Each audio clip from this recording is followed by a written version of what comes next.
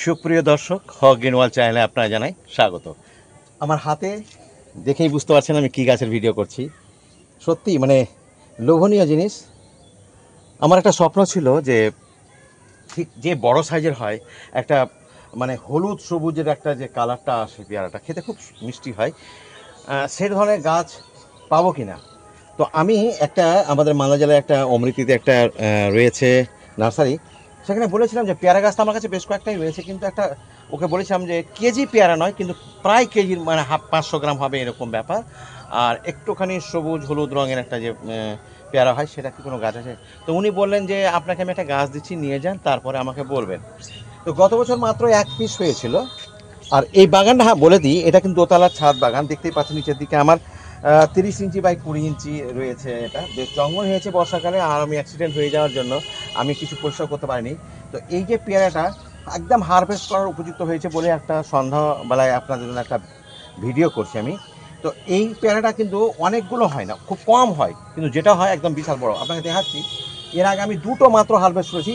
তো আমার একটা ভুল ছিল যে না, আমি তখন করেছিলাম কীরকম, যে এরকম সাইজ হয়ে গেলেই আমি কিন্তু হারভেস্ট করে নিয়েছিলাম, কিংবা এটা কিন্তু মাঝারি সাইজ ওটার পরেই। তো এটার কালারটাও চলে এসেছে, মনে হচ্ছে হারভেস্ট করার সময় হয়ে গেছে। কিন্তু এইটা দেখে আমার মনে হচ্ছে, এইটার সাইজ দেখে মনে হচ্ছে না, ওটাকে আরও আমি 1 সপ্তাহ রাখতে পারি, কিংবা এটাকে 2 সপ্তাহ, বা এটাকে আরও 1 মাস, এইভাবে কিন্তু করে আমাকে এটাকে হারভেস্ট করতে হবে। এটা তো গেলে প্রথম পয়েন্ট হারভেস্ট করার সময়। এবার এই গাছ তো এরকম ব্যাপার নয় যে বছরে একবার ফল দেয়, এটা তো মাঝে মাঝে হতে থাকে, যেমন পরপর হয়ে যে বুঝতেই পারছেন। আবার আমি বলেছিলাম যে যখনই যে গাছে পেয়ারা থাকবে একটা, তো তার ওপরে মানে বিশেষ করে যেমন ধরুন যেমন এইটা দেখুন, এখানে পেয়ারাটা হয়েছে, এখানে কেটেছি, কিংবা এখানে পেয়ারাটা হয়েছে আমি এখানে কেটে দিয়েছি, আবার এখানে পেয়ারা এখানে কেটেছি। কেটে দেওয়ার ফলে কী হয়েছে দেখুন, যে এ দুপাশ থেকে কিন্তু দুটো কুশি বেরোচ্ছে, অর্থাৎ নতুন ডগা বেরোচ্ছে।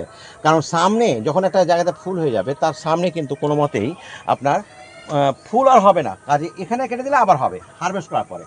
তো এই রেয়ালগুলো আমি আপনাদের দেখাই, আপনারা দেখতে পাচ্ছেন না হয়তো দূর থেকে, দেখুন এই যে এখানে একটা দেখেন, এই যে এখানে দুটো আছে নিশ্চয়ই, আশা করে দেখতে পাচ্ছেন।